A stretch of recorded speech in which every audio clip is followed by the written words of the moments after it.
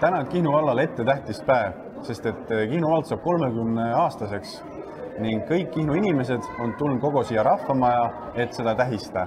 Küsime täna nendelt, et mis asi on kõige rohkem 30 aasta jooksul muutunud ning milliseks see Kihnu veel 30 aasta jooksul saab. Kui vana sa oled? 29. 29, nii ka Kihnu vald on 30. Et päris Kihnu valla vanune see veel ei põle, aga mis on Kihnu valdes sinu eluaja jooksul kõige rohkem muutunud?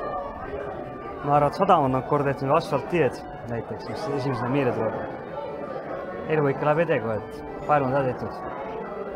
Ning see asi veel siin muutuma hakkab, mis sa arvad? Palju 30 aasta pärast Kihnus inimesi elab ning see asjaga nemad siin tegelevad? Ma arvan, et poole vähem kui praegu, aga kindlasti elab. Kahjuks arvatavasti elab vähem. Kalu paika püüded? No loodame, selle nimel me teeme tööd kõik. Kõik muutub ja peabki muutuma, selle muutumine on arenemine.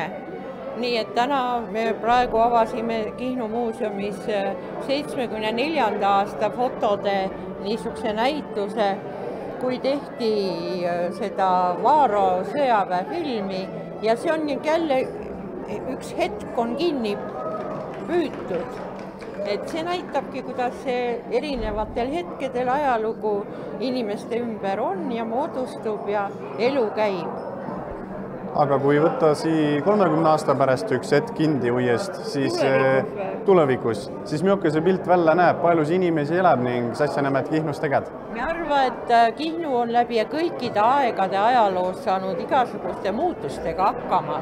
Kihnu ei kao kusagile ning mis täpselt siin juhtub, see on juba teite mure 30 aasta pärast meiti siin enam ei põle, aga me oleme oma panuse andnud, et teie ennast tunneksite tugevalt ja saaksite aru, et on kõik teie kätes, noorte kätes. No vot, huvitav küsimus, jah. Tahaks öelda, et ikka kihnlased jäävad 30 aastat ning edasi veel rääkivad Kihnu keelt ning kandvad Kihnu riidi, aga ei tea, mis tulevik toob. Oskar, sa oled üsa elukogenud mees ning oled Kihnus kaua aega elanud. Mis asi on 30 aasta jooksul siin Kihnus kõige rohkem muutunud? Kihnus on rohkem muutunud tähendab transport, mis on tähendab meite jaoks on väga hea asi. Teiseks ma arvan, et mis on väga tähtis on ka kiirabi Kihnus. Ja siis tähendab, et need helikopterid, mis rahvastab, kellegi kiiresti abi vaja, et need nagu on kogu aeg nagu võtta, et see inimest saab üle viia, ära päästa.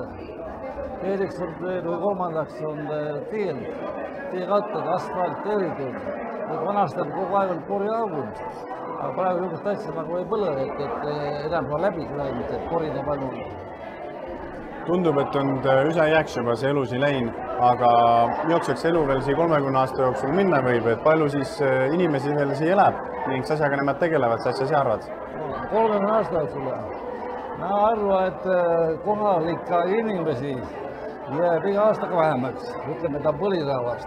Aga ma arvan, et turism, mis tähendab ja võõrast kontingent, nagu hakkab rohkem turism tulema ja suvilad, ma mõtlen, et suvilad nagu saareks ta ja põhiliselt võõraste turistidega, sest hiidlased on Kihnu kombel, ma arvan, jäävad kohe, tähendab nagu tahaplaanile rohkem laada.